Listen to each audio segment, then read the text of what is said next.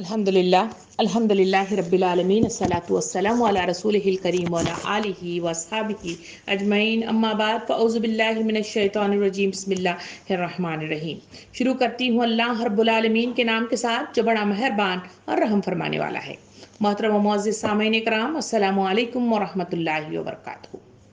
ابھی آپ تلاوت کلام پاک سماعت فرما رہے تھے۔ ہم پچھلی کلاس میں جو سلسلہ چلا رہے ہیں اسی سلسلے کی کڑی اللہ رب العالمین سورہ عنکبوت آیت نمبر 46 میں یوں بیان کرتا ہے، اس کا ترجمہ سن لیتے ہیں۔ ترجمہ کچھ یوں ہے: اور اہل کتاب سے بحث نہ کرو مگر عمدہ طریقے سے، سوائے ان لوگوں کے جو ان میں سے ظالم ہوں، اور ان سے کہو کہ ہم ایمان لائے اس چیز پر جو ہماری طرف بھیجی گئی ہے اور اس چیز پر جو تمہاری طرف بھیجی گئی ہے۔ ہمارا خدا اور تمہارا خدا ایک ہی ہے اور ہم اسی کے مسلم اور فرمانبردار ہیں۔ سامعین کرام، اس میں اللہ رب العالمین نے بڑی وضاحت کے ساتھ انسانوں کو ان کی اس دنیا میں بھیجے جانے والے مقصد عظیم کی طرف اشارہ کر کے انہیں وضاحت کر دی کہ تمہارا طریقہ کار کیا ہونا چاہیے۔ اس کے لیے مختلف آیت کریمہ مجھے اور آپ کو بار بار پکار کر جو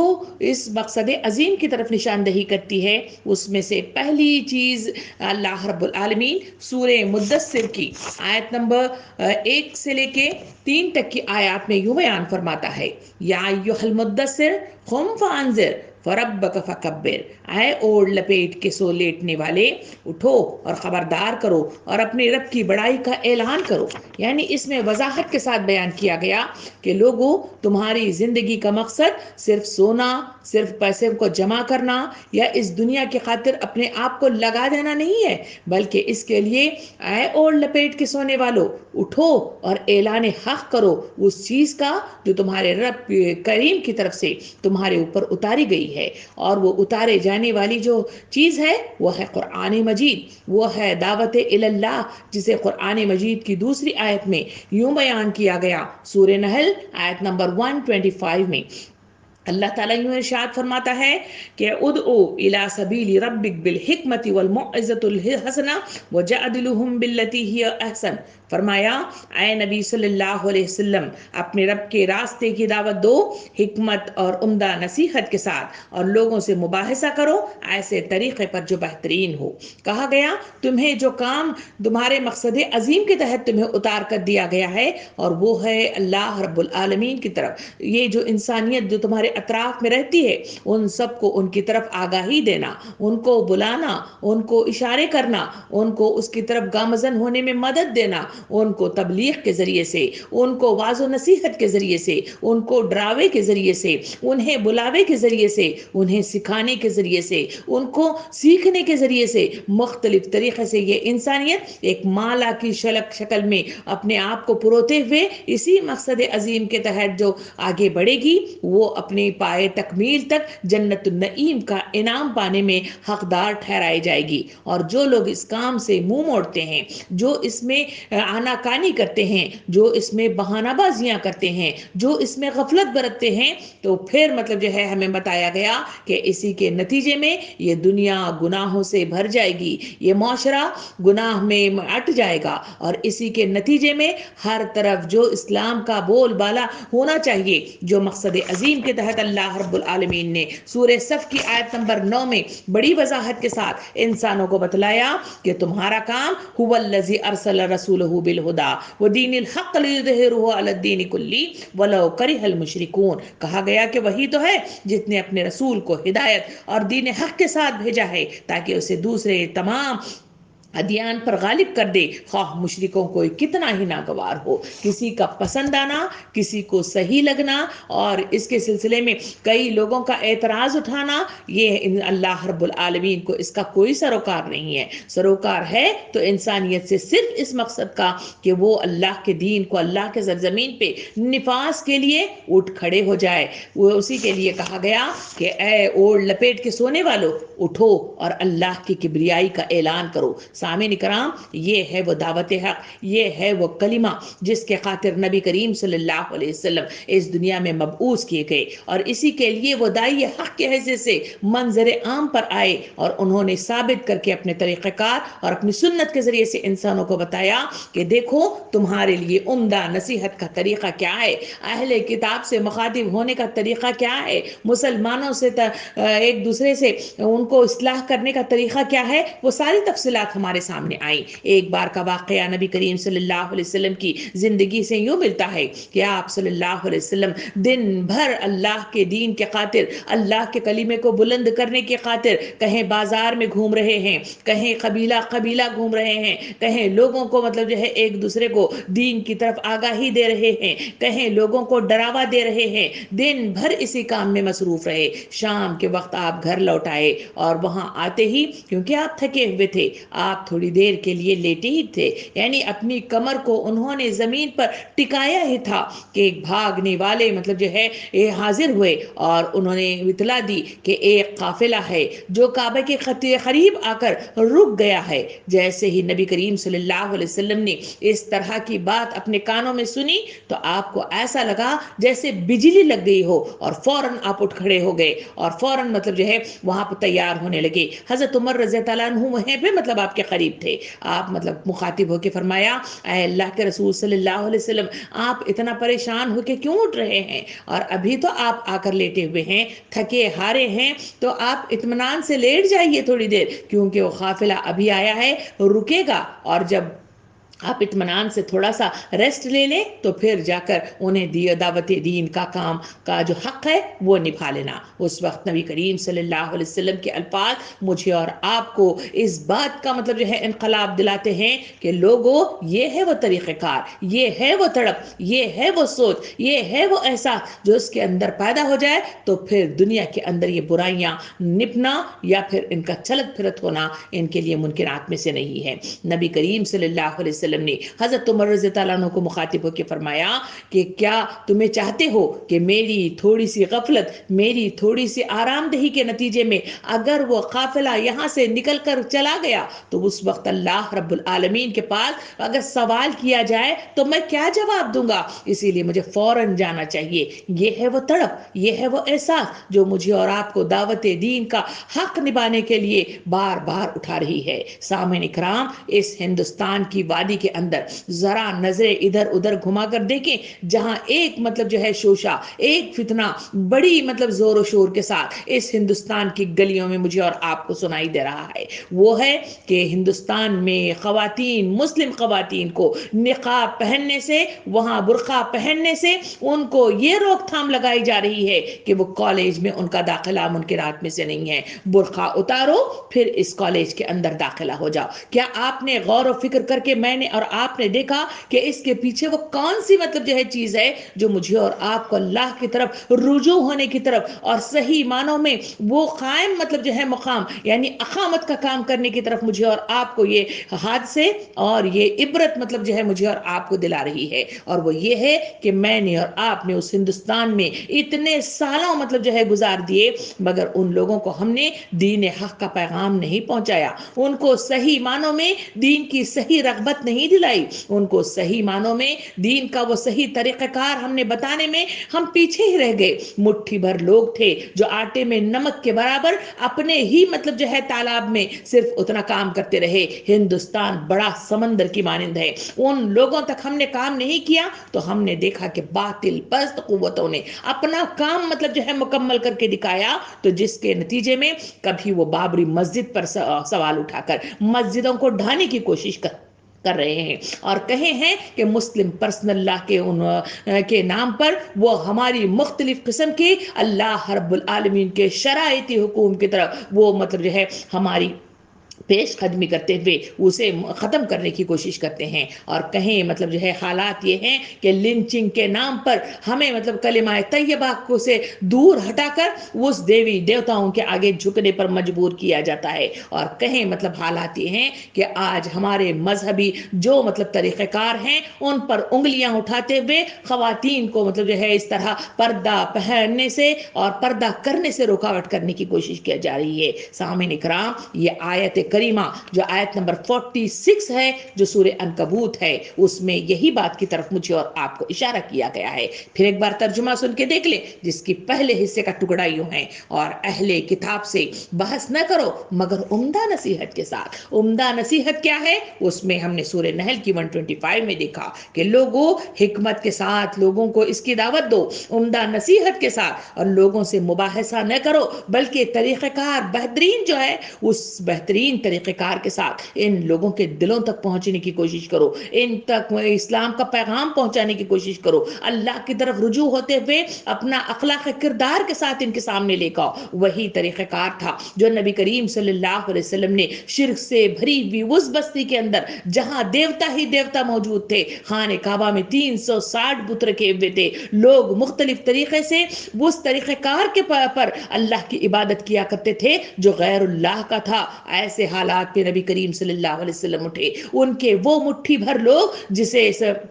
अशराए मुबशरा के नाम से याद किया जाता है, उन्होंने उनका साथ देकर कहीं खामोश तबलीग की, कहीं मतलब जो है ज़बान के ज़रिए से और कहीं अखलाक के ज़रिए से उन्होंने अपने काम किया। तो हमने देखा कि वही बस्ती जहां मुमकिनात नहीं था कि हमारा मतलब जो है हमारा वो पैर मतलब जो है वहां पे रुक सके, मगर हमने देखा कि अल्लाह रब्बुल आलमीन के रसूल सल्लल्लाहु अलैहि वसल्लम के उन साथियों ने से फतह कर लिया और खाने काबा के अंदर वो तमाम मतलब जो है बुत रखे हुए थे उसका खात्मा कर दिया। सामईन इकराम, अल्लाह रब्बुल आलमीन जो हक का कलिमा बुलंद करने के लिए उठ खड़े होते हैं, अल्लाह उनको साथ जरूर देता है। हिदायत देना अल्लाह रब्बुल आलमीन का काम है, मगर काम मुझे और आपको करने की ताकीद की जाती है, जो इस आयत के अंदर बार बार पुकार कर उम्मत को तलकीन की जा रही है, उठो और अपने बेहतरीन तरीक़ेकार के साथ, हिकमत के साथ उम्दा नसीहत उन लोगों को करो जो इस बस्ती के अंदर लोग अल्लाह से गाफिल हो गए हैं, लापरवाही बरतने लगे हैं, दूर हट गए हैं और फिर गैरुल्लाह की इबादत करने लगे हैं। इनको दावत हक का काम करो, इसी में तुम्हारी भलाई है, इसी में तुम्हारी जन्नत का जाने का रास्ता है, और यही मकसद अजीम है जिसके तहत तुम इस दुनिया में लाया गया है। सामईन इकराम, इसी काम की तशरीह के लिए पिछली क्लास में बड़ी तफसील के साथ हमने उसकी अहमियत को, अफादियत को बड़ी तफसील के साथ देखा, मगर सवाल यह है कि इस काम को अंजाम देने के लिए एक दाई के अंदर कौन से वो सिफात पैदा होनी चाहिए, कौन से वो काम करना चाहिए जिसकी बिना पर वो इस काम को अंजाम देने में आसानियां पैदा कर सकता है, इस काम को अंजाम देने के लिए वो उठ खड़ा हो सकता है, और उसके लिए इस काम करने के लिए वो तरीक़ेकार अपनाने के नतीजे में उसके अंदर हिम्मत के साथ साथ उसके लिए आसानियां मिल सकती हैं। तो वो तरीक़ेकार कौन से हैं उसको हमने दो मतलब जो है गिनवाए थे। पहली चीज हमने देखी थी वो है खलीक बन जाना। खलीक कहते हैं नर्म मिजाज हो जाना, खलीक कहते हैं खुश मिजाज हो जाना, खलीक कहते हैं साहब अखलाक बन जाना, खलीक कहते हैं मिलनसार हो जाना, खलीक कहते हैं बाकिरदार हो जाना। और ये वो मतलब जो है सिफात है जिस इंसान के अंदर पैदा हो जाए लोग उसकी चाह करते हैं, उसके करीब आते हैं, उससे दोस्तियां करते हैं और उसकी बात को मानते हैं। वही नबी करीम सल्लल्लाहु अलैहि वसल्लम की जिंदगी की जात का मतलब वो अहम पहलू था जिसमें नबी करीम सल्लल्लाहु अलैहि वसल्लम ने हक का ऐलान किया। लोग मुखालिफत जरूर करते थे, इख्तलाफात जरूर करते थे, मगर हमने देखा कि अपनी अमानतें नबी करीम सल्लल्लाहु अलैहि वसल्लम के पास आकर रखा करते थे। और वही मतलब जो है नबी है जो इन लोगों की तकालीफ, इनके मजालिम, इनकी तज़हीक आमेज लहजा, उसे सब कुछ बर्दाश्त करने के बावजूद वहां पर कूड़ा करकट उन पर फेंका जाता, उन पर गालियां मतलब जो है कसी जाती, मगर इसके बावजूद वही नबी हैं जो इनकी अमानतें अपने पास रखते। और जब हिजरत करके मदीना की तरफ जाने का मतलब जो है वक्त आया तो आपने देखा कि नबी करीम सल्लल्लाहु अलैहि वसल्लम ने हजरत अली रज़ी अल्लाह अन्हु के हाथों में उन तमाम अमानतों को देते हुए वहां से रात में निकल गए। वही रात थी जो वही मुशरिकीन ने उनको नबी करीम सल्लल्लाहु अलैहि वसल्लम को नौजुबिल्लाह कत्ल करने का इरादा करके उनके घर के अतराफ में घेरा लगाकर मुहासा करके बैठे हुए थे, मगर उन्हीं के दरमियान से अल्लाह रब्बुल आलमीन ने نبی کریم صلی اللہ علیہ وسلم کو بحفاظت وہاں سے نکال دیا، مگر نبی کریم صلی اللہ علیہ وسلم نے ان کی امانتیں حضرت علی رضی اللہ عنہ کے حوالے کر کے وہاں سے رخصت ہو گئے تھے، اور اسی وجہ سے تو مشرکین عرب نبی کریم صلی اللہ علیہ وسلم کو صدیق و امین کی حیثیت سے جانا جاتا تھا، اور یہی بات تھی جو ان کو گروہدہ بناتی تھی، یہی صفت تھی جو ان کے قریب لے آتی تھی، یہی صفت تھی جو بات کو سننے پر مجبور کر دیتی تھی۔ سامعین کرام، یہ پہلی وہ صفت ہے جس کی طرف اللہ اور اس کا قرآن مجید اور پھر نبی کریم صلی اللہ علیہ وسلم کے اخلاق، ان کی زندگیاں مجھے اور آپ کو بار بار پکار کر کہہ رہی ہیں کہ پہلی صفت ہے جو داعی اسلام کے اندر پیدا ہونی چاہیے، جو اٹھ کھڑا ہوگا وہ کامیابی کے دہانے کے ساتھ وہ اس کام کو انجام دے گا۔ دوسرا کام مجھے اور آپ کو جو کرنے کی پچھلی بار ہم نے بڑی تفصیل کے ساتھ دیکھا، وہ یہ ہے کہ جذبات کو مجروح نہ کیا جائے، کسی کو طنز کرنا، کسی کو تانا دینا، کسی کو برا بھلا کہنا، کسی پر انگلیاں اٹھانا، کسی کو مطلب جو ہے مختلف طریقوں سے دکھ بھرے جملوں کو استعمال کرتے ہوئے انہیں حقیر مطلب جو ہے انداز اختیار کرتے ہوئے حقارت مطلب جو ہے ظاہر کرنا، اللہ رب العالمین کی طرف سے جو پیغام حق دیا گیا تھا اس پیغام حق کو کرنے میں اللہ کے رسول صلی اللہ علیہ وسلم کو آسانیاں پہنچائی گئی۔ تو یہی طریقہ کار ہے جس میں کہا گیا کہ نمبر 2 طریقے پر کہ کسی کے جذبات کو مجروح نہ کیا جائے، کسی کے جذبات کو دکھ پر مطلب ہے انہیں آگاہی نہ دی جائے، اسی کے نتیجے میں ہمارے قریب وہ آتے ہیں، ہماری بات کو سنتے ہیں، ہمارا نرم لہجہ، ہمارا دکھ بھرا لہجہ، ہمارا احساس سے بھرا ہوا لہجہ جب ان کو اللہ کے دین کی طرف رغبت دلانے کی کوشش کرتا ہے، لوگ اس کے قریب سے قریب آتے چلے جاتے ہیں۔ اور نمبر 3 طرف اگر ہم چلیں تو آج ہم یہاں سے گفتگو کی شروعات کریں تو تیسرا جو کام مجھے اور آپ کو کرنا ہے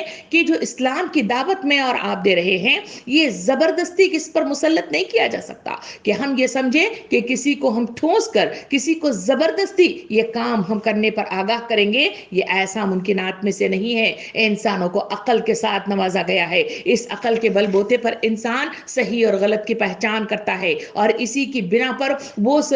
فیصلہ کرتا ہے آیا یہ کام میں کروں اور آیا یہ نہ کروں۔ اس کے لیے مجھے اور آپ کو جو کام دیا گیا ہے وہ یہ ہے کہ حق بات بلغوا انی ولو آیا، کہ مصداق میں ہم پیغام کا ان تک پہنچانے کی کوشش کریں گے، بڑی ہی نرم مزاجی کے ساتھ، بڑے ہی نرم لہجے کے ساتھ، بڑے ہی مطلب جو ہے اپنے دل کے اندر وہ جذبات مزین کرتے ہوئے اور اللہ ہی کے پیغام کو ان تک پہنچانے کے لیے ہم مطلب جو ہے وہ تڑپ کے ساتھ ان تک پہنچیں گے تو اللہ رب العالمین ان کے طرف جانے کا راستہ آسان کر دے گا۔ مگر جو ڈھیٹ لوگ ہیں اللہ رب العالمین انہیں ہدایت سے نہیں نوازتا، اس وجہ سے جب رن کسی پر تھوپنے کی کوشش، مسلط کرنے کی کوشش، اسے ہم ہمیشہ باز رہنے کی کوشش کرنا چاہیے۔ قرآن مجید کے صفات اور آیات مجھے اور آپ کو اس کی آگاہی دیتے ہیں۔ اگر ہم چل کر دیکھیں تو قرآن مجید میں سورہ قاف آیت نمبر 45 میں اللہ رب العالمین واضح طور پر یوں بیان فرماتا ہے، جس کا ترجمہ کچھ یوں ہے کہ تمہارا کام ان سے جبرن بات منوانا نہیں ہے، بلکہ تم اس قرآن مجید کے ذریعے سے اس شخص کو نصیحت کرو جو تنبیہ طور پر ڈرے۔ یعنی اللہ رب العالمین نے واضح طور پہ فرمایا کہ لوگوں تمہیں جبرن بات کو منوانا نہیں ہے، بلکہ تمہارا کام صرف اللہ کا پیغام ان کے دلوں تک چھوڑ دینا، ان کو صحیح معنوں میں اپنے کردار کے ذریعے سے وضاحت کر دینا تمہارا کام ہے۔ باقی رہ گیا ماننا نہ ماننا وہ اللہ رب العالمین کے پاس ہے کہ وہ چاہے تو انہیں ہدایت عطا کر دے اور چاہے تو انہیں راہ راست سے بھٹکا کر گمراہ کر دے۔ یہ اللہ کا کام ہے کیونکہ وہ غیب کا علم رکھتا ہے، دلوں کے حالات کو جانتا ہے، اور اسی مصداق میں جس کی نیت خالص ہوگی اس کی طرف راہ پر بڑھنا اس کے لیے آسان کر دے گا۔ اسی وجہ سے تو قرآن مجید سورہ بقرہ آیت نمبر 256 میں بھی یوں ارشاد فرمایا گیا، جس کا ترجمہ کچھ یوں ہے کہ دین کے معاملے میں کوئی زور زبردستی نہیں ہے، صحیح بات غلط خیالات سے الگ چھانٹ کر رکھ دی گئی ہے۔ یعنی وضاحت کہہ دی گئی کہ دین کا معاملہ، دین کہتے ہیں طریقہ کار کو، طریقہ کار اللہ رب العالمین نے جو بنایا ہے وہ طریقہ کار زبردستی کس پر مسلط ہونا نہیں ہے، کیونکہ اللہ رب العالمین اس کے پاس کروڑوں کی تعداد میں اس کے پاس فرشتے موجود ہیں جو اس کا حکم مانتے ہیں اور صرف اس کی ایک مطلب جو ہے آواز پر کان لگائے بیٹھے ہوئے ہیں. کوئی سجدے میں پڑا ہوا ہے, کوئی رکوع میں مطلب جو ہے جھکا ہوا ہے, کوئی سور ہاتھ میں پکڑ کر کھڑا ہو گیا ہے, اور کوئی اس کی ہر ادا پر جب بھی وہ بولے اس کی طرف کام کرنے کے لیے الرٹ ہو کر کھڑے ہوئے ہیں. اس کے لیے کوئی مشکل کام نہیں ہے. اگر اللہ چاہے پوری انسانیت کو دین پر قائم کر دے اور اللہ کا بندہ بنا دے. اللہ کے لیے کوئی مشکل کام نہیں ہے. اللہ رب العالمین ارادے کے طور پر دیکھنا چاہتا ہے کہ کس کے وہ ارادے ہیں جس کے بل بوتے پر وہ بغیر دیکھے خدا پر, بغیر دیکھے جزا و سزا کے کام پر, اور بغیر دیکھے اٹھ پر کھڑا ہو جانے یعنی دوبارہ مطلب جو ہے میدان حشر میں کھڑے ہو کر جواب دہی کا احساس جس کے اندر پیدا ہو گیا, ان پر ایمان لے آیا, اس کو وہ دیکھنا چاہتا ہے. اسی لیے وہ جانچتا ہے اور اسی لیے یہ طریقہ کار, اس پیغام کا یہ مطلب جو ہے طریقہ انسانیت کو بتاتے ہوئے وہ ساری انسانیت کی پرکھ کرنا چاہتا ہے. سامعین کرام, قرآن مجید سورہ یونس آیت نمبر 99 سے 100 یعنی 2 آیتوں میں یوں بیان کیا گیا جس کا ترجمہ یوں ہے کہ اگر تیرے رب کی مشیت یہ ہوتی کہ زمین میں سب مومن اور فرما بردار ہوں تو سارے اہل زمین ایمان لے آئے ہوتے. پھر کیا تو لوگوں کو مجبور کرے گا کہ وہ مومن ہو جائیں؟ کوئی متنفس خدا کے اذن کے بغیر ایمان نہیں لا سکتا. یعنی واضح طور پر انسانوں کو بتایا گیا کہ لوگوں, تمہارا یہ زبردستی کرنا کہ ایمان لے آؤ, اس پر قائم ہو جاؤ, لوگوں تمہارا یہ کام نہیں ہے. اللہ رب العالمین چاہے تو سب کو مومن کر سکتا ہے, سب کو مسلمان کر سکتا ہے اور سب کو اللہ کی طرف جھکا سکتا ہے, مگر اللہ رب العالمین کا شیوا نہیں ہے, یہ طریقہ کار نہیں ہے. جو طریقہ کار تمہیں مقصد عظیم کے تحت دیا گیا ہے وہ ہے بلغوا انی, اور وہ ہے وہاں پہ وضاحت کے ساتھ سورہ صف میں کہا گیا کہ دین حق کو قائم کرنے کے لیے اٹھو, جسے اللہ رب العالمین نے رسول صلی اللہ علیہ وسلم کو ہدایت کے ساتھ نوازا ہے, چاہے مشرکین کو کتنا ہی ناگوار ہو جاؤ. سامعین کرام, یہ ہے وہ تیسرا کام جس کی طرف داعی اسلام کو الرٹ ہونا چاہیے. داعی اسلام کون ہے؟ آپ اور میں یہ نہ سمجھے کہ وہ لوگ جو کسی جماعت کے کسی مخصوص حصے میں ان کو ذمہ دار کی حیثیت سے فائز کر دیا گیا ہے, کہیں وہ لوگ بھی نہیں ہیں جو علماء کی حیثیت سے تعلیم یافتہ ہو کر عالم کہلائے جاتے ہیں. صرف انہی کا ایک کام نہیں ہے. یہاں نبی کریم صلی اللہ علیہ وسلم نے امت مسلمہ کو واضح طور پر انسانوں کو بتلایا کہ داعی اسلام کون ہے. کہا کہ وہ لوگ جو میرے بعد معروف کا حکم دے, منکر سے لوگیں, تو وہ لوگ میرے بعد اللہ کے خلیفہ ہیں, میرے بعد رسول کے خلیفہ ہیں, میرے بعد اس کتاب کے خلیفہ ہیں. یعنی میری اور آپ کی حیثیت امت مسلمہ کا ہر فرد اس راہ پر داعی حق کی حیثیت سے منظر عام پر آتا ہے اور اس مطلب مقام پر, اس درجے پر فائز ہوتا ہے جسے خلیفہ کی حیثیت سے نامزد کیا گیا ہے. نبی کریم صلی اللہ علیہ وسلم اس دنیا میں نہیں رہے. اب اس دنیا میں جو کام مجھے اور آپ کو کرنا ہے وہ بلغنی ولو آیا کے مصداق میں اس پیغام حق کا کام مجھے اور آپ کو امت کا ہر فرد, ہر اکائی اور ہر مطلب جو ہے ممبر اس کی حیثیت سے جو دائرہ اسلام میں داخل ہوگا وہ اس کام کو سر انجام دے گا. اس کی تلقین مجھے اور آپ کو ان صفات عالیہ کے ساتھ دی گئی ہے. چوتھی صفات عالیہ کی طرف چلے تو ایک مطلب جو ہے داعی اسلام کے اندر جو پیدا ہونا چاہیے وہ یہ ہے کہ ہمیشہ وہ مناسب وقت کا انتظار مطلب جو ہے کیجئے. کہیں ایسا نہ ہو کہ بغیر وقت کے, بغیر مناسبت کے, بغیر مطلب سوچ بچار کے کوئی بات کہیں بھی کچھ بھی بات کر لیں جس کے نتیجے میں پریشانی کا باعث ہو جائیں, جس کے نتیجے میں لوگ سننے کے لیے عادی نہ ہو جائیں, جس کے لیے سننے کے لیے وہ مطلب جو ہے آگاہ نہ ہو جائیں اور اس کی طرف رغبت اختیار نہ کریں. ایسے غیر مناسب طریقوں کے ذریعے سے, ایسے غیر مناسب اوقات کا استعمال کر کے لوگوں کو دور ہونے کے لیے انہیں مطلب جو ہے وہ موقع نہ دیجیے, بلکہ مجھے اور آپ کو جو کرنے کی تاکید کی گئی ہے اس کے سلسلے میں سورہ انعام آیت نمبر 68 میں اللہ رب العالمین نے دعوت کا کیا طریقہ کار اپنانا چاہیے اس کی طرف یوں ارشاد فرمایا, جس کا ترجمہ کچھ یوں ہے کہ اے نبی صلی اللہ علیہ وسلم, جب تم دیکھو کہ لوگ ہماری آیات پر نکتہ چینیاں کر رہے ہوں تو ان کے پاس سے ہٹ جاؤ یہاں تک کہ وہ اس گفتگو کو چھوڑ کر دوسری باتوں میں لگ جائیں. یعنی دین حق کا جہاں کام کرنا ہے وہاں وہاں ایک حدیث مبارکہ یوں بھی بیان کی گئی ہے کہ کوئی جگہ جہاں ایک سے زائد افراد جمع ہو جائیں اور وہاں میرا کلمہ نہ بلند کیا جائے، ویسی محفلوں پر اللہ اور اللہ کے رسول کی طرف سے لعنت بھیجی جاتی ہے۔ یہ حدیث مبارکہ بھی یہ کہتی ہے کہ جہاں ایک سے زائد لوگ جمع ہو جائیں وہاں کلمہ حق کو بلند کیا جائے، کلمہ حق کا اعلان کیا جائے اور وہاں بات حق کی مطلب وضاحت کی جائے۔ مگر دوسری طرف اللہ رب العالمین نے یہ طریقہ بھی مجھے اور آپ کو اس مطلب سورہ انعام کی 68 میں یوں بیان فرمایا کہ لوگ اگر نکتہ چینیاں کر رہے ہوں، لوگ اگر اس کی طرف رغبت اختیار نہ پا رہے ہوں اور لوگ مطلب جو ہے مختلف گفتگوؤں کے درمیان میں مختلف مطلب جو ہے حق کے خلاف باتیں کر رہے ہوں، ایسے دوران میں ان کے درمیان میں وہ کلمہ بلند نہ کرو جس کے نتیجے میں ہو سکتا ہے کہ وہ خدا کو مطلب جو ہے گالیاں دینے لگ جائیں، ہو سکتا ہے کہ وہ خدا کو برا بھلا کہنے لگ جائیں، ہو سکتا ہے کہ خود ہی مطلب جو ہے اپنے پیروں پر کلہاڑیاں مارنے لگ جائیں، اس وجہ سے کیونکہ ان کا شیطان ان کے قریب تر ہوتا ہے، اس وجہ سے ایسے موقعوں پر تم مطلب جو ہے اعراض کرو۔ اسی وجہ سے سورہ نساء آیت نمبر 140 میں بھی اس کی وضاحت کی گئی۔ اس سلسلے میں ترجمہ کچھ اس طرح ہے کہ جہاں تم سنو کہ اللہ کی آیات کے خلاف کفر بکا جا رہا ہو، ان کا مذاق اڑایا جا رہا ہے، وہاں نہ بیٹھو جب تک کہ لوگ کسی دوسری بات میں نہ لگ جائیں۔ یعنی وہاں داعی حق کو دوسری نصیحت کی گئی، کہا گیا کہ ایسی محفلیں جہاں اللہ کے خلاف مطلب جو ہے کچھ بکا جا رہا ہو، اس کے خلاف بولا جا رہا ہو، اس کے سلسلے میں مذاق اڑایا جا رہا ہو، ایسی محفلوں سے کہا گیا کہ داعی حق کو اعراض کرنا چاہیے، دور ہٹ جانا چاہیے، اٹھ کر چلے جانا چاہیے۔ ایسی محفلوں میں، ایسے گروپوں میں، ایسی مطلب جو ہے جگہوں میں اپنے آپ کو بیٹھنے سے مطلب جو ہے پرہیز کرنا چاہیے۔ نبی کریم صلی اللہ علیہ وسلم کی زندگی کا حال دیکھیں۔ نبی کریم صلی اللہ علیہ وسلم کو نبوت کا وہ مقام حاصل نہیں ہوا تھا، مگر اس وقت بھی آپ نے جو کام کیا، حفظ الفضول کے سلسلے میں آتا ہے کہ ایک مطلب جو ہے تحریک تھی جو مختلف طریقے سے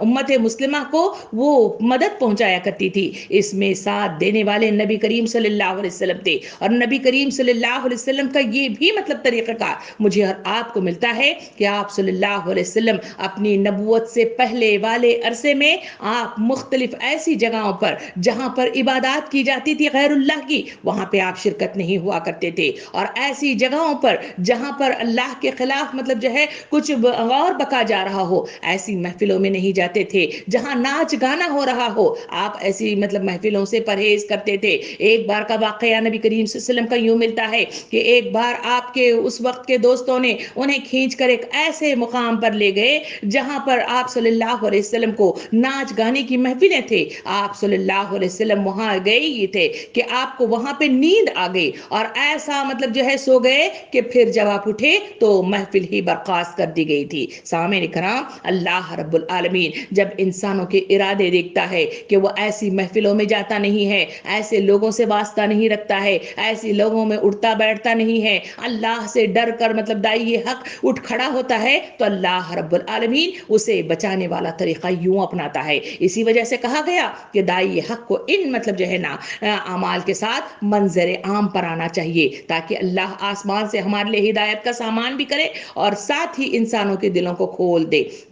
پانچواں کام جو داعی حق کو کرنا چاہیے وہ یہاں پہ عمدہ نصیحت کے طور پر یوں بیان کیا گیا ہے، کہا گیا کہ پانچویں چیز ہے غیر ضروری بحثوں اور جھگڑوں سے پرہیز کرنا چاہیے۔ یعنی یہاں پہ وضاحت کے ساتھ کہا گیا کہ داعی کو دعوت دینے کے دوران میں مغرورانہ انداز، شریر مطلب عناصر ایسے سابقہ ضرور پیش آ سکتا ہے اور اس کے لیے جھگڑا مول لینا اس کے لیے مناسب نہیں ہے۔ ایسی صورتوں میں اگر وہ ان کے بچھائے ہوئے جال میں پھنس جاتا ہے تو کم از کم اس مخصوص موقع کی حد تک اپنے مشن سے منحرف ہو سکتا ہے۔ اسی وجہ سے کوشش کرنا چاہیے کہ ایسے لوگوں سے نہ الجھے، ایسے لوگوں میں نہ اٹھے بیٹھے اور ان کے مطابق اپنے مطلب جو ہے حالات کو وہ بچانے کی کوشش کرے، کیونکہ جہاں وہ بحثوں میں مبتلا ہو جائے گا، جہاں وہ مختلف ان کی چالوں میں پھنس جائے گا تو اس کے نتیجے میں لوگ اس پر مختلف طریقے کے ساتھ انگلیاں اٹھا کر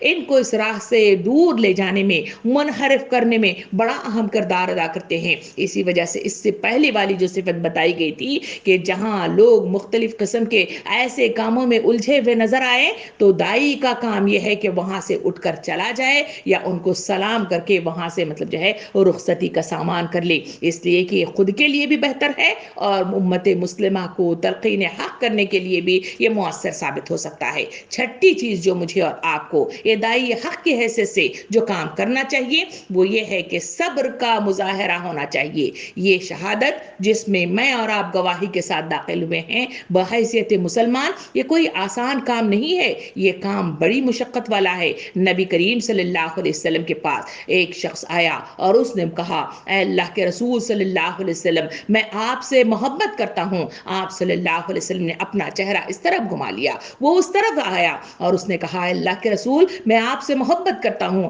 آپ صلی اللہ علیہ وسلم نے اپنا چہرہ اس طرف کر لیا، پھر نہ وہ وہاں پہ آیا اور اس نے کہا کہ اللہ کے رسول میں آپ سے محبت کرتا ہوں۔ تو آپ صلی اللہ علیہ وسلم نے پوچھا کہ کیا تم نے مجھ سے جو محبت کر رہے ہو، کیا تم نے جان لیا کہ جو مجھ سے محبت کرتا ہے، جس طرح ڈھلوان سے پانی جس تیز رفتاری کے ساتھ زمین پر آتا ہے، اس سے زیادہ تیز رفتاری کے ساتھ مجھ سے محبت کرنے والوں پر مشکل کشائی، پریشانیاں، تنگ دستیاں اور رکاوٹیں حملہ زن ہوتی ہیں۔ تو کہا گیا کہ لوگوں اس کے لیے نماز کے ذریعے سے صبر حاصل کرو، برداشت حاصل کرو، یہی مطلب وہ ہتھیار ہے۔ اسی وجہ سے اس صحابی کو کہا گیا کہ کیا تم نے یہ ہتھیار فراہم کر لیے ہیں؟ سامعین کرام، یہ حدیث مبارکہ مجھے اور آپ کو کہتی ہے کہ یہ کام کوئی آسان کام نہیں ہے۔ یہی وہ کام تھا جسے قرآن مجید کے ذریعے سے پہاڑوں پر اتارا گیا، پہاڑ ریزہ ریزہ ہو گیا، اس ذمہ داری کا بار اٹھانے کی سکت نہ رکھ سکا، مگر یہی وہ بار ہے جو انسانوں نے اٹھایا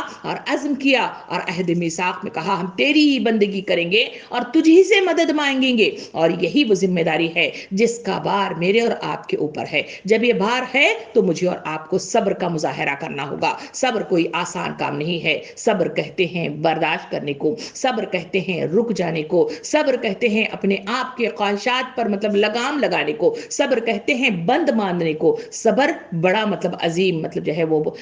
صفت ہے جو انسانوں کے اندر پیدا ہو جاتی ہے۔ تو ہم نے دیکھا جہاں مکے کی وادی کے اندر جہاں ظلم و ستم سے مطلب جو ہے ڈھایا گیا، وہاں لوگوں نے آنگارے پر لیٹنا گوارا کر لیا، اوباش لڑکوں کے حوالے سے زخم کھانا برداشت کر لیا، اپنی جائیدادوں کو چھوڑ دیا، اپنے رشتوں کو مطلب جو ہے تیاگ دیا۔ اس کے باوجود بھی لوگوں نے انہیں مختلف طریقے سے ان پر ظلم و ستم ڈھائے، مگر اس کے باوجود بھی ہم نے دیکھا کہ وہ صبر کے ساتھ مظاہرہ کرتے رہے۔ اس صبر ہی کے نتیجے میں ہم نے دیکھا کہ اسلام چلتا ہوا میرے اور آپ تک آیا ہے۔ اسی وجہ سے قرآن مجید سورہ حج آیت نمبر 67 اور 68 میں اللہ رب العالمین اس کے سلسلے میں قرآن مجید میں جو تعلیم دیتا ہے وہ یوں دیتا ہے، اس کا ترجمہ کچھ یوں ہے، فرماتا ہے کہ ہر امت کے لیے ہم نے ایک طریقہ کار عبادت مقرر کیا ہے جس کی وہ پیروی کرتی ہے، بس اے نبی کریم صلی اللہ علیہ وسلم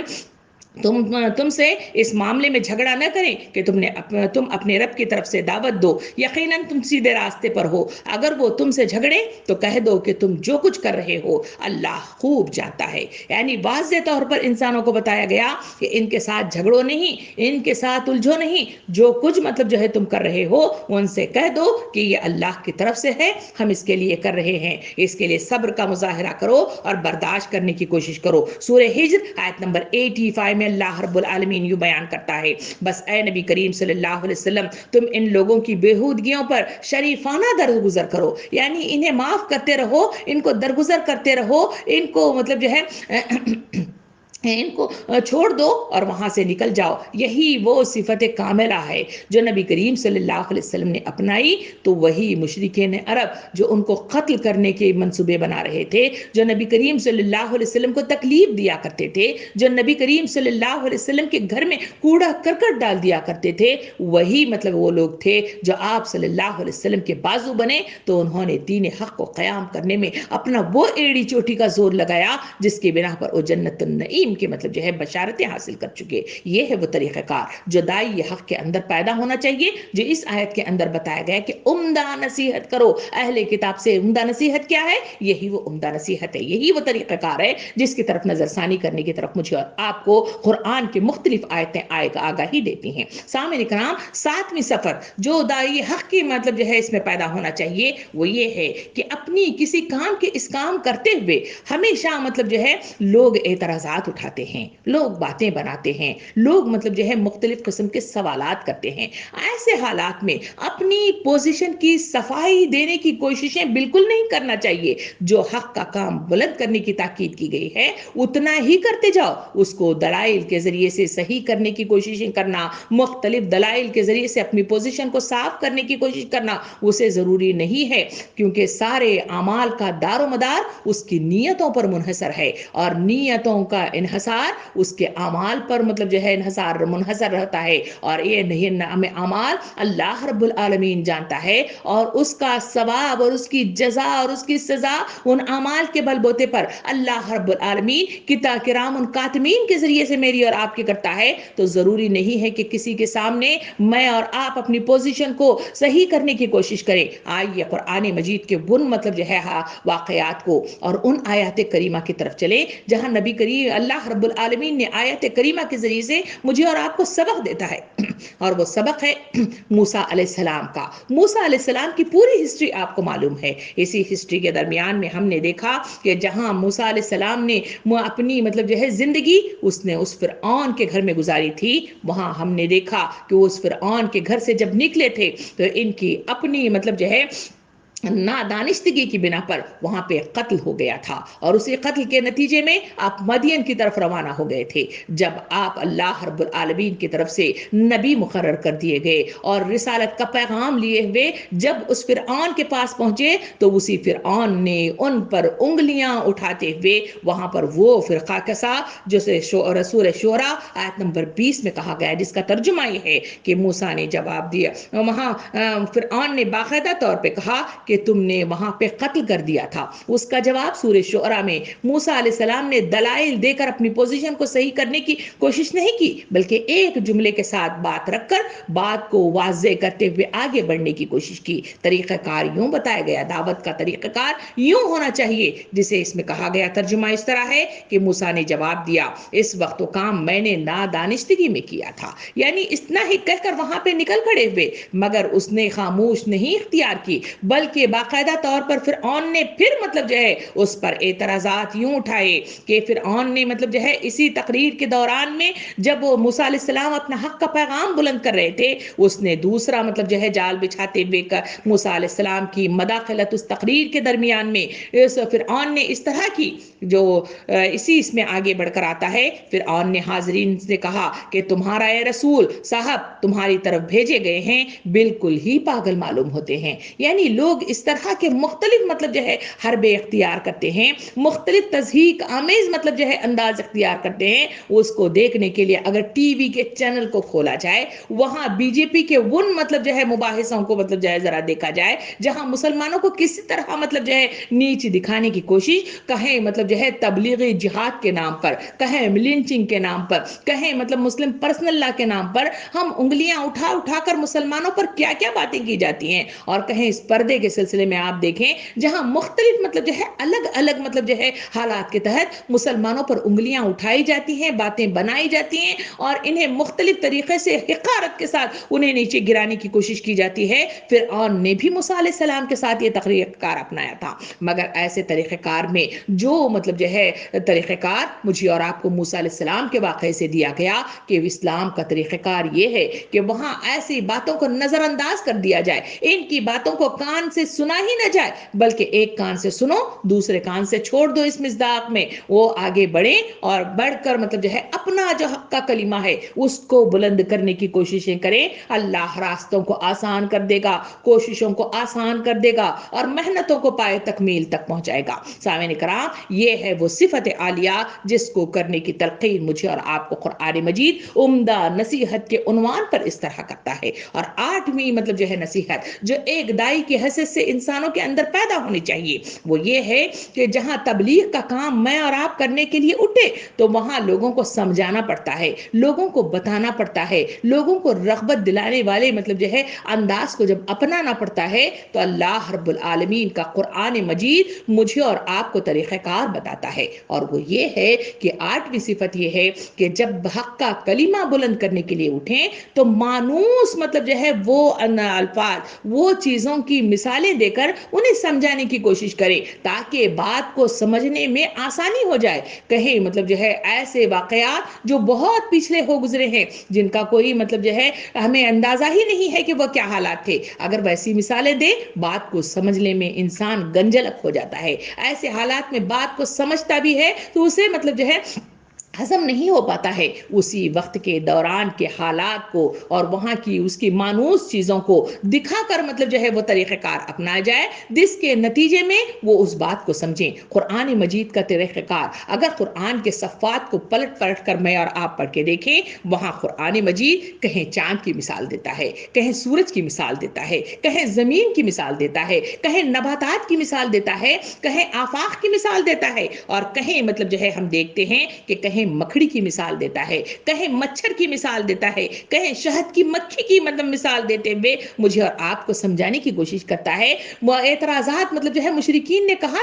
کیا تھا نبی کریم صلی اللہ علیہ وسلم سے، کیا اللہ کو مطلب جو ہے اس سے کوئی الگ چیز مطلب جو ہے اسے میسر نہیں آئی کہ وہ ان کی مثالیں دیتا ہے، مگر بات کو سمجھانے میں جو یہ چیزیں ہیں جو ان کے قریب ہے، دکھائی دیتی ہیں، تجربہ ہوتا ہے، اس بات کی دلائل کے ساتھ انہیں پہنچایا جائے تو بات کو سمجھنے میں آسان ہوتی ہے. اس لیے کہا گیا کہ طریقہ کار کو آسان ہونا چاہیے، مانوس ہونا چاہیے، اور سامنے ہی جو تجربہ کار ہیں اس تجربے کے مطابق بات کو رکھی جائے تو یہ انداز سود مند ہوتا ہے، کامیاب ہوتا ہے، دل کو موہ لیتا ہے، مانوس ہوتا ہے، اور پھر ہمارے کام میں وہ کامیابی حاصل ہونے میں آسانی ہو جاتی ہے. اس وجہ سے الفاظ کا استعمال آسان ہونا چاہیے، مشکل نہیں ہونا چاہیے، بھاری بھاری الفاظ استعمال نہیں کرنا چاہیے، اور جو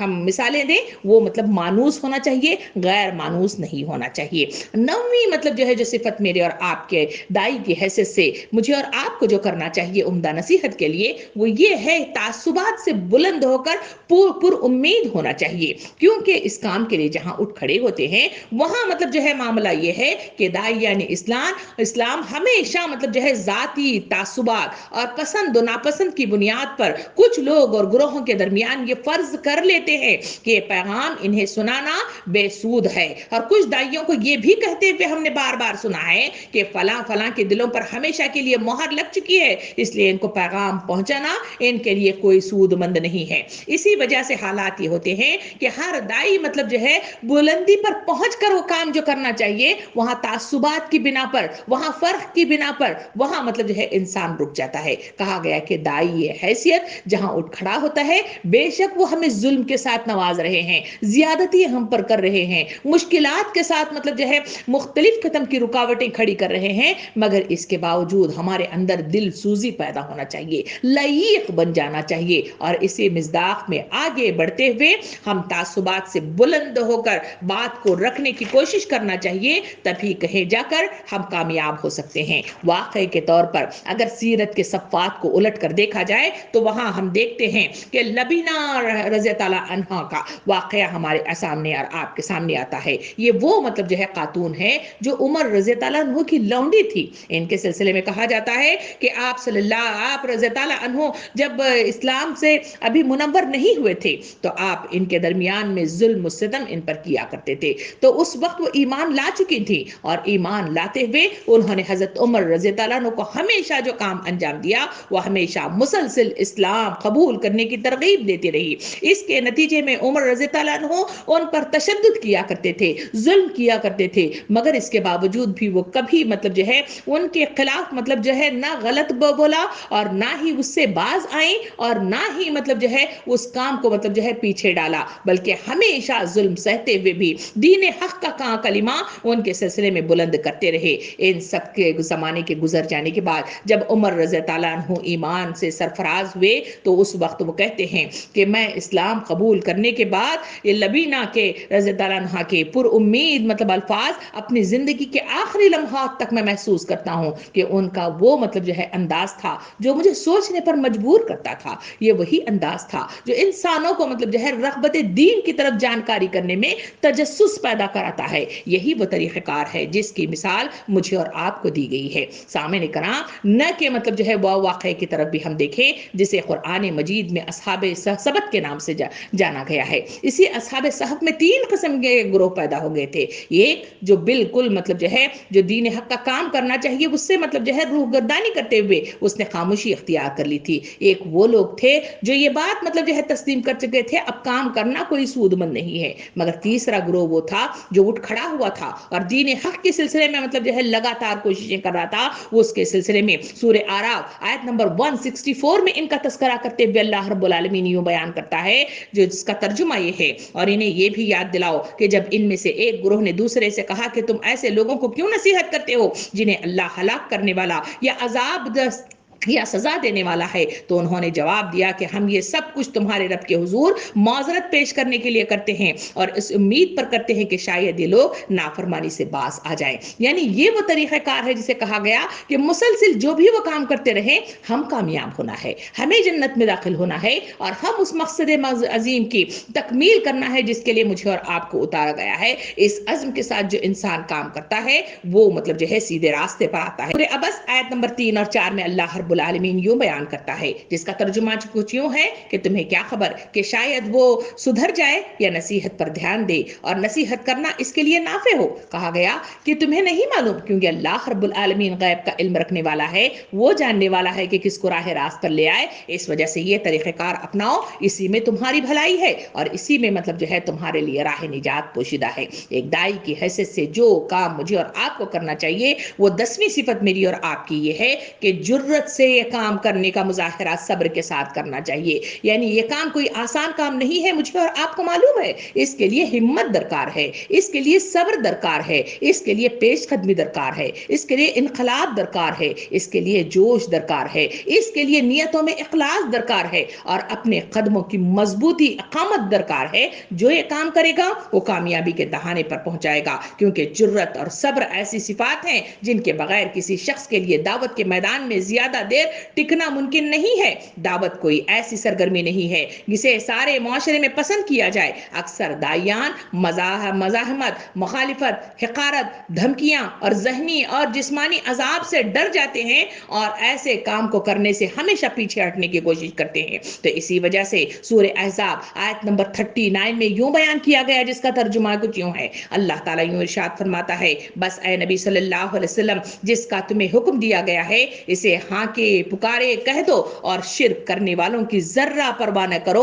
تمہاری طرف سے ہم اس مذاق اڑانے والوں کی خبر لینے کے لیے کافی ہیں. اللہ تعالیٰ واضح مطلب انسانوں کو کہتا ہے کہ لوگوں اس آواز کو جو تبلیغ حق کا کام ہے, بلانا ہے, دعوت اللہ ہے, ادعو الی سبیل ربک ہے, اس کام کے لیے اٹھ کھڑے ہو جاؤ اور اس کام کو انجام دو. اور باقی کام اگر مذاق اڑا رہے ہیں اس کا جواب اللہ رب العالمین دے گا. ان کے لیے راہ مطلب یہ رکاوٹیں وہ پیدا کر دے گا اور تمہارے لیے آسانیاں پہنچانے والا کام جو ہے وہ اللہ رب العالمین کرے گا. اسی کے لیے سورہ آل عمران آیت نمبر 175 میں مزید اس کی وضاحت کرتے ہوئے گائیڈ لائن یوں فراہم کی گئی. ترجمہ کچھ اس طرح ہے کہ اب تمہیں معلوم ہو گیا کہ وہ دراصل شیطان تھا جو اپنے دوستوں سے خواہ ڈرا رہا تھا. لہٰذا آئندہ تم انسانوں سے نہ ڈرنا, مجھ سے ڈرنا اگر تم حقیقت میں صاحب ایمان ہو. کہا گیا کہ لوگوں کی ان کی دھمکیوں سے نہ ڈرو, ان کی پریشانیوں سے نہ ڈرو, ان کے تضحیک آمیز لہجے سے نہ ڈرو جو اس وقت کے ہندوستانی حالات مجھے اور آپ کو پکار کر کہہ رہے ہیں. وہ کالج کے دروازے بند کر دیں گے, ہو سکتا ہے کہ مساجد کے دروازے بھی بند کرنے کے لیے اٹھ کھڑے ہو جائیں, ہو سکتا ہے کہ وہ مختلف راستے بازار جس طرح نبی کریم صلی اللہ علیہ وسلم اور ان کے جو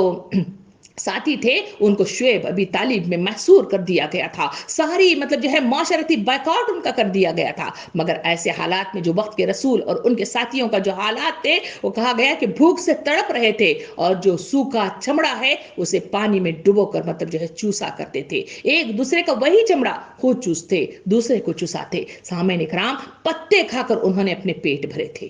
یہ واقعات مجھے اور آپ کو کہتے ہیں کہ یہ مشکل نہیں ہے کہ ہم صرف زبانی مطلب کہہ دیں کہ ہم ایمان لائے تو اس کی بنیاد پر اللہ رب العالمین ہمارے لیے جنت نہیں دیتا. جنت کے لیے محنت چاہیے, جنت کے لیے کاوشیں چاہیے, جنت کے لیے مطلب جو ہے اٹھ کھڑا ہونا چاہیے. تبھی کہیں جا کر ان محنتوں کے نتیجے میں ایمان کی وہ عملی تصویر جہاں ہم پیش کرتے ہیں اللہ رب العالمین ہمارے لیے راستوں کو آسان کرتا ہے اور ہمارے لیے مطلب جو ہے آگے بڑھنا ہمارے لیے آسان سے آسان ہوتا ہے. اسی وجہ سے سورہ آراف آیت نمبر 199 میں اللہ اللہ رب العالمین یوں بیان فرماتا ہے، ترجمہ کچھ اس طرح ہے، اے نبی صلی اللہ علیہ وسلم نرمی اور درگزر کا رویہ اختیار کرو، مروت کی تلقین کیے جاؤ اور جاہلوں سے نہ الجھو۔ یہ وہ طریقہ کار ہے جس کی تلقین مجھے اور آپ کو کی گئی کہ یہ کرو کامیابی ملے گی، یہ کرو اس پر مطلب پیش قدمی ہوگی، یہ کرو تمہارے لیے مطلب جو ہے راہ نجات ملے گی اور جنت کا راستہ تمہارے لیے آسان سے آسان ہوتا چلا جائے گا۔ سامعین کرام، جس دائی کو ان اذیتوں سے سابقہ پیش آتا ہے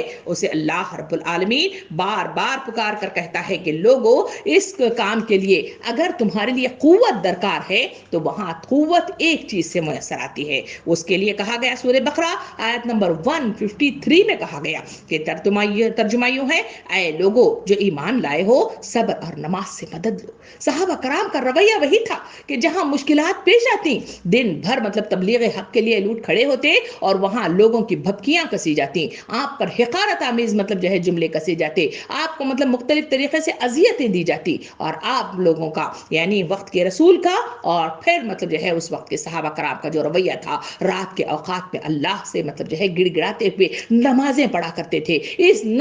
نماز میں اللہ سے مطلب جو ہے وہ کچھ مانگا کرتے تھے جس کے نتیجے میں دوسرے دن کی انہیں قوت میسر آتی تھی، ہمت میسر آتی تھی۔ سامعین کرام، نماز وہ طاقت ہے جو انسانوں کو صبر دیتی ہے۔ اس کا تجربہ اس صورت میں ہے جو نبی کریم صلی اللہ علیہ وسلم نے ارشاد فرمایا، نماز اس طرح پڑھو کہ تم خدا کو دیکھ رہے ہو، یا اس طرح پڑھو کہ خدا تمہیں دیکھ رہا ہے۔ اس کیفیت کے ساتھ میں اور آپ پڑھ کے دیکھیں تو پھر مطلب جو ہے وہ قوت مجھے اور آپ کو ملے گی، وہ احساس میرے اور آپ کے اندر پیدا ہوگا، اور اٹھ کھڑے ہونے والی جرت میرے اور آپ کے اندر وہ شجاعت کی شکل میں میرے اور آپ کے سامنے آئے گی۔ اس کے لیے کہا گیا کہ تم ہمیشہ مطلب جو ہے یہ طریقہ کار اپناؤ، اسی میں تمہاری بھلائی ہے اور اسی میں تمہارے لیے راہ نجات اور قوت مطلب وہاں پہنچائی گئی ہے۔ اور 11ویں صفت جو میرے اور آپ کے اندر پیدا ہونا چاہیے وہ ہے موقع پیدا کیجئے۔ یہ نہیں ہے کہ موقع آ جائیں، کوئی اجتماع آ جائے، کوئی مہم آ جائے اور لوگوں پر زبردستی تھوپ لیا جائے، اس وقت مطلب جو ہے کام کے لیے اٹھ کھڑے ہوں گے، نہیں، بلکہ زندگی کا ہر مطلب لمحہ مجھے اور آپ کو موت کے قریب، خبر کے قریب کرتا جا رہا ہے، اور کب وہ بلبلا پھٹے گا مجھے اور آپ کو نہیں معلوم۔ اس لیے ہمیشہ مطلب جو ہے اس کام کو، اس مقصد کی تکمیل کے لیے موقع مطلب جو ہے نکال کر اس کو پائے تکمیل تک پہنچانے کی کوششیں ایک دائی کو ہمیشہ مطلب جو ہے کرتے رہنا چاہیے۔ ہمیشہ دائی کو مناسب موقع کی تلاش میں رہنا چاہیے اور حریت اور نجات سے پیغام کو زیادہ سے زیادہ لوگوں تک پہنچا سکے، اور اسے تمام موقع سے فائدہ اٹھانا چاہیے جو اس کی راہ میں مطلب جو ہے سے میسر آ سکے۔ یہ دیکھنے کے لیے حضرت ابراہیم علیہ السلام کی مثال ہمارے سامنے موجود ہے۔ ابراہیم علیہ السلام نے کس طرح سے دعوت حق کا پیغام انجام دیا تھا، انہوں نے کس طرح سے لوگوں کو کہیں مطلب جو ہے امت مسلمہ کے اس وقت لوگوں کو مطلب جو اٹھا قوموں کو پوچھا کہ تم جس کی عبادت کرتے ہو کہ کیا تمہاری وہ بات سنتے ہیں، اور اسے تجربے کار حکومت کے طور پر ان کے دلائل کے ساتھ ان کو سمجھانے کے لیے انہوں نے بتوں کو توڑ دیا تھا، اور اس کے نتیجے میں جب انہیں مطلب جو ہے آگ میں ڈالا گیا تو اس وقت بھی پیغام حق کا انہوں نے کلمہ اس مطلب جو ہے نمرود کے سامنے پیش کیا تھا۔ سامنے کرام، موقع محل مطلب جو ہے دیکھ کر سمجھ کر اس کا مطلب جو ہے پیچھے ڈال کر اسی اس میں کہیں موقع کو مطلب جو ہے گنوانا نہیں چاہیے، جہاں مطلب جو ہے موقع ہو اسے نکالنا چاہیے۔ بات کس طرح کرنا چاہیے، وہ شاعر کہتا ہے کون سی بات کب کہاں کیسے کہی جاتی ہے، یہ سلیقہ ہو تو ہر بات سنی جاتی ہے۔ اسے مومن کی بہترین مطلب جو ہے دائی کی صفت یہ ہے کہ وہ موقع نکالنے کی کوشش کرے، بات کو بات سے جوڑنے کی کوشش کرے، بات سے بال کو مطلب جو ہے نکال کر کس طرح راہ ہموار کرنا چاہیے، جس طرح پانی مطلب جو ہے اپنی راہ بناتا ہے، ایسا رویہ مجھے اور آپ کو اپنانا چاہیے۔ یہی طریقہ کار انسانوں کو مطلب کامیابی کے دہانے پر پہنچاتا ہے۔ 12ویں صفت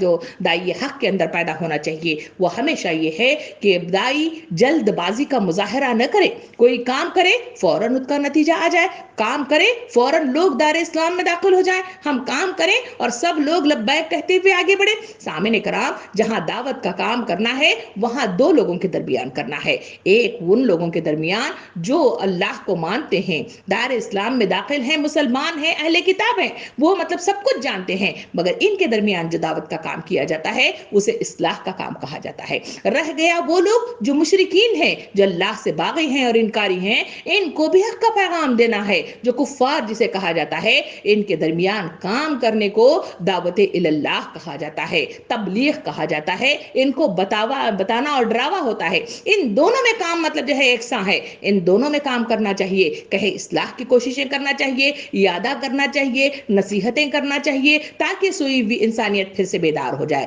رہ گئے وہ لوگ جو اس سے غافل ہیں، ان کو اصلاح کی طرف بلانا چاہیے، مگر اس کام کرنے کے لیے جلد بازی کا مظاہرہ آدمی کو پریشان کر دیتا ہے۔ اس کے لیے نئے اور ناپختہ دائی کسی اسلام تک مطلب جو ہے اسلام کی دعوت پہنچا کر یہ توقع نہ رکھنا چاہیے کہ فوراً اسلام میں وہ داخل ہو جائے گا، بلکہ ہمیں کوشش کرنا چاہیے مستقل مزاجی کے ساتھ اس پر مطلب جو ہے ہم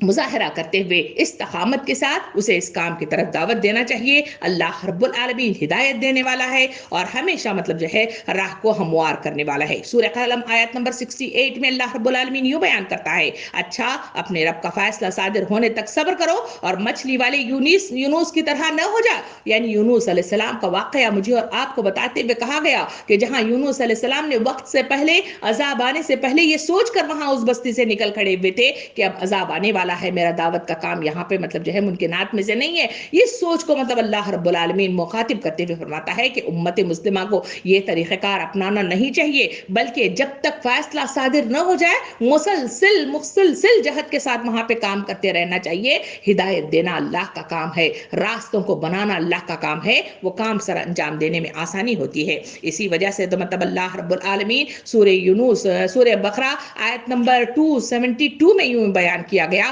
کوئی متنفس اللہ کے اذن کے بغیر ایمان نہیں لا سکتا۔ یعنی اللہ کا اذن جب تک مطلب جو ہے میسر نہ آ جائے کوئی مطلب ایمان نہیں لا سکتا۔ اس وجہ سے اپنی کوششوں پر جلد بازی نہ کرو کہ وہ کچھ مان ہی نہیں رہے ہیں، بلانے سے آ ہی نہیں رہے ہیں، جو میرا اور آپ کے جملے ہوتے ہیں کہ انہیں 1 سے 4 بار اجتماعات کے لیے بلائے جائیں، وہ نہ آئیں یا بہانے بنائیں تو ہم ان کو ہمیشہ کے لیے چھوڑ دیتے ہیں اور مہر مطلب جو ہے لگا دیتے ہیں کہ نہیں بے وہ آنے والے نہیں ہیں، ماننے والے نہیں ہیں، سننے والے نہیں ہیں، وہ مطلب جو ہے بھٹکے ہوئے لوگ ہیں یا شیطان کے ساتھی ہیں۔ اب ان پر کوئی کارآمد مطلب جو ہے ہر بار استعمال نہیں ہو سکتا کہ کیا میرا یہ طریقہ کار قرآن مجید کے مصداق ہے؟ یہ آیت مجھے اور آپ کو پکار کر کہہ رہی ہیں کہ نہیں، داعی حق کا جو کام ہونا چاہیے وہ ایسا طریقہ کار کہ جلد بازی کا مظاہرہ نہ کیا جائے۔ 13ویں صفت جو میرے اور آپ کے اندر پیدا ہونی چاہیے وہ ہے کہ خود غرضانہ مقاصد سے دور رہنا چاہیے۔ یعنی مقاصد کے اعتبار سے کسی دعوتی تحریک کی کامیابی کے لیے مقصد اور نیت کی پاکیزگی اولین شرطوں میں سے ہے۔ اگر کوئی شخص دعوتی کام خود غرضانہ مقاصد کے تحت کرتا ہے، جسے حصول اقتدار کے خاطر ہو یا لوگوں کی مطلب تعریف کے خاطر ہو یا پھر مرکز کے مطلب جو ہے حاصل کرنے کے سلسلے میں ہو یا کرسیوں کی سیٹ کے مطلب حصول کے سلسلے میں ہو یا کسی کے دل کی مطلب جو ہے عزیز بن جانے کے سلسلے میں ہو وغیرہ، تو پھر اس کا تاثر وہ نہیں رہتا، بلکہ وہ مطلب جو ہے اجر و ثواب بھی اسے میسر نہیں آتا۔ سورہ رحد آیت نمبر 9 میں اللہ رب العالمین یوں ارشاد فرماتا ہے، جس کا ترجمہ یہ ہے کہ ہم تم سے نہ کوئی بدلہ چاہتے ہیں اور نہ ہی کوئی مطلب جو ہے شکریہ چاہتے ہیں۔ یہ ہر نبی کا جو اس دنیا میں مبعوث کیا گیا اس کا ایک ہی ایک جملہ تھا کہ لوگوں ہم تم سے کوئی اجر نہیں چاہتے، ہم کوئی شکریہ نہیں چاہتے، جو پیغام حق کی ذمہ داری مجھ پر ڈالی گئی ہے میں تم تک پہنچاتا ہوں۔ یہی طریقہ کار، یہی جملہ، یہی انداز میرا اور آپ کا ہونا چاہیے، اسی میں میری اور آپ کی بھلائی ہے۔ سامعین کرام، ایک کامیاب دائی بننے کے لیے بے لوسی اور اعلیٰ درجے کی عزت نفس دو اہم صفات ہیں جو انسانوں کے اندر پیدا ہونا چاہیے۔ ایک اچھا دائی حق لوگوں کی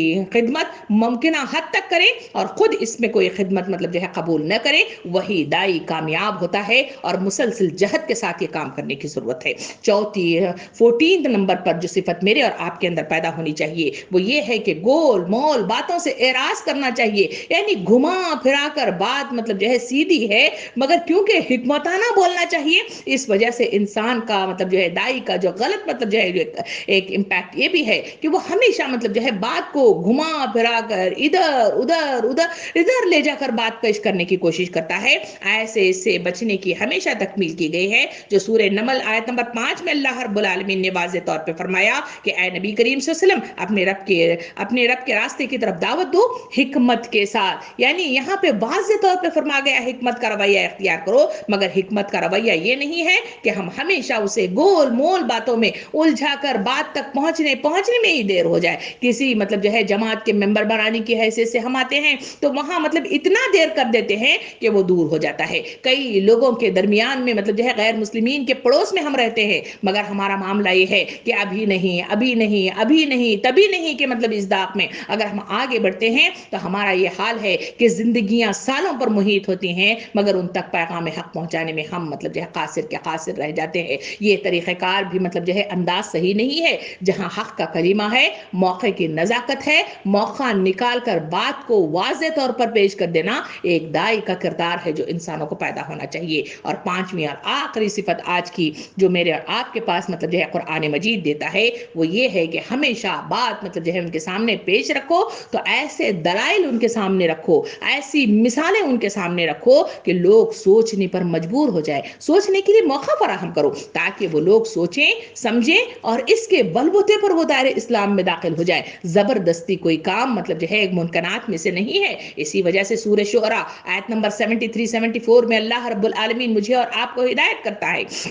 ان نے پوچھا کیا یہ تمہاری بات سنتے ہیں جب تم انہیں پکارتے ہو, کیا یہ تمہیں نفع پہنچاتے ہیں؟ انہوں نے جواب دیا نہیں بلکہ ہم نے اپنے باپ دادا کو ایسے کرتے پایا ہے. یہ وہ مطلب جو ہے آیات کریمہ ہے جو ابراہیم علیہ السلام کی سورہ ابراہیم میں پیش کی گئی ہے, جو وہی مطلب جو ہے واقعات ہیں جو واضح طور پہ مجھے اور آپ کو اس سورہ شعراء کی آیت پکار کر کہتی ہے کہ انہوں نے کس طرح سے دلائل دیے جہاں لوگ سوچنے پر مجبور ہو گئے تھے. ایسے دلائل, ایسے واقعات, ایسی مثالیں پیش کی جو ان کو راہ راست پانے میں آسانیاں ہو گئی تھی. اسی وجہ سے سورہ شعراء کی آیت نمبر 77 سے 82 کے آیات میں اللہ رب العالمین یوں ارشاد فرماتا ہے میرے تو یہ سب دشمن ہیں بجز ایک رب العالمین کے جس نے مجھے پیدا کیا, پھر وہی میری رہنمائی فرماتا ہے جو مجھے کھلاتا اور پلاتا ہے, اور جب میں بیمار ہو جاتا ہوں تو وہی مجھے شفا دیتا ہے اور مجھے موت دے گا اور دوبارہ مجھ کو زندگی بخشے گا, اور جس سے میں امید رکھتا ہوں اور روز جزا میری خطا معاف کر دے گا. یہ وہ مطلب ڈکلیریشن ہے جو ایک دائی کی حیثیت سے تمام مطلب جو ہے دلائل پیش کرنے کے بعد لوگوں کے سامنے پیش کیے جائے جو حضرت ابراہیم علیہ السلام نے کیا تھا. سامعین اکرام, یہ آیت کا یہ حصہ جہاں اہل کتاب سے بحث کرو مگر عمدہ طریقے کے ساتھ, اس میں اتنی چیزیں پوشیدہ ہیں جو مجھے اور آپ کو سنت رسول, آیات کریمہ اور احادیث کریمہ اور مثال سیرت کے ذریعے سے مجھے اور آپ کو دی گئی ہے. ضرورت اس بات کی ہے ان تمام باتوں کو میں اور آپ سامنے رکھیں, اپنی زندگی کا جائزہ لے کے دیکھیں کہ میری زندگی جس مقصد کے تحت اتاری گئی ہے وہ مقصد ہے اللہ کے دین کو اللہ کے سرزمین پہ نافذ کرنا ہے. کیا اس کام کو کرنے کے لیے میں اور آپ تیار ہیں؟ کیا اس شعوری احساسات کے ساتھ میں اور آپ مطلب جو ہے جاگ گئے ہیں؟ کیا ہمیں پتا ہو گیا ہے کہ میری اور آپ کی زندگی کا مقصد ہے؟ اگر ہو گیا ہے تو اللہ کے لیے بیداری یہی ہے, عزم یہی ہے کہ اٹھ کھڑے ہو جائیں اور اس کام کے لیے خلیفہ کی حیثیت سے جو خلیفہ کا کام ہے اس کام کو انجام دینے کے لیے لوگوں تک پہنچیے, لوگوں کے دلوں تک پہنچیے, اپنی زبانوں کو مطلب جو ہے تیز کر لیجئے, علم کے میدان میں اپنے آپ کو مطلب جو ہے کوشاں رکھیے, اس زبان میں بے پناہ سمندر علم کو مطلب جو ہے موجزن کیجئے اور اللہ کے ان بندوں تک پہنچیے جہاں ہندوستان کی نگری مجھے اور آپ کو پکار کر کہہ رہی ہے کہ داعیے اسلام کی حیثیت سے اٹھ کھڑے ہو جاؤ. جہاں امت مسلمہ اٹھ کھڑی ہوگی وہاں دیکھیں گے کہ اس گود سے نکلنے والے پرزے وہ مطلب جو ہے آسمان کی بلندیوں تک پہنچتے والے نظر آئیں گے, اور اس مطلب جو ہے پرزوں سے جو منظر عام پر ہم مطلب معاشرے کو عطا کریں گے وہی وہ پرزے ہوں گے جو صحابہ کرام کی طرح مطلب جو ہے معاشرے کو روشن کرتے ہوئے چلے جائیں گے. کیا میں اور آپ ویسی مائیں بننا نہیں چاہتے؟ کیا میں اور آپ اپنی گودوں کو ویسی مسلمان بنانا نہیں چاہتے؟ کیا میں اور آپ ویسے صحابہ کرام کے مطلب جو ہے لسٹ میں نہیں آنا چاہتے جو اپنی تبلیغ کے ذریعے سے انہوں نے معاشرے کو منور کر دیا تھا؟ سامعین اکرام, اٹھ کھڑے ہو جائیے, ہندوستان کی نگری کو جلا بخشیے, اس ہندوستان میں سوئی ہوئی نیا کو مطلب جو ہے پھر سے اٹھا کھڑا کیجیے, اور یہ بی جے پی کی جو حکومت بھی کام کر رہی ہے جس کے پیچھے باطل مطلب جو ہے چالیں مطلب جو ہے کام کر رہی ہیں ان سب کو نیچا دکھانے کے لیے اٹھ کھڑے ہو جائیے. اس کے لیے عورت بڑی ہمت اور طاقت کی وہ طاقت ہوتی ہے. عورت کے اندر طاقت پیدا ہو جائے تو وہ نسلوں کو مطلب جو ہے بیدار کر لیتی ہے. اس لیے میں اور آپ مسلمان بحیثیت مسلمان ایک عورت بھی ہیں, ان عورتوں کو بیدار کرنا میرا اور آپ کا کام ہے. اٹھ کھڑے ہو جائیے اور پھر مطلب جو ہے وہ کام کریے. یقین جانیے کہ اللہ رب العالمین راستے ہموار کر دے گا. میرے اور آپ کے دلوں میں محبتیں ڈال دے گا اور ان کے دلوں میں بھی محبت ہمارے لیے پیدا کر دے گا اور مجھے اور آپ کو آسانیاں ضرور ملیں گی۔ اللہ رب العالمین سے دعا ہے کہ مجھے اور آپ کو سوچنے سمجھنے کی عقل عطا فرمائے، شعور عطا فرمائے، اس کی طرف بڑھنے والے قدم میسر کرے اور صحیح شعوری احساسات کے ساتھ قرآن مجید کے آیات کریمہ کے ذریعے سے میرے اور آپ کے صفات کو بہترین صفات میں معززن کر دے۔ آمین۔ وآخر دعوانا ان الحمد للہ رب العالمین۔